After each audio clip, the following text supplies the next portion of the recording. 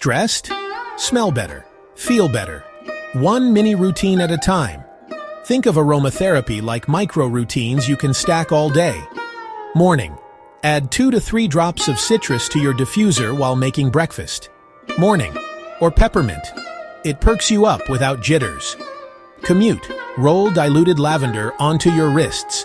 Commute. Or bergamot in a pocket inhaler. Instant calm between stops.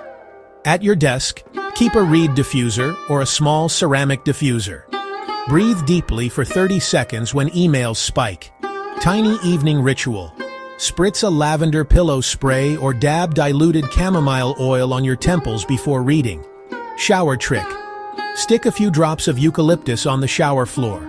Steam releases the scent and resets your mood. Stack them. Morning perk. Midday reset. Pre-sleep wind down. 3 tiny rituals that add up. Quick safety tip. Always dilute about 1 to 3%. Label your bottles.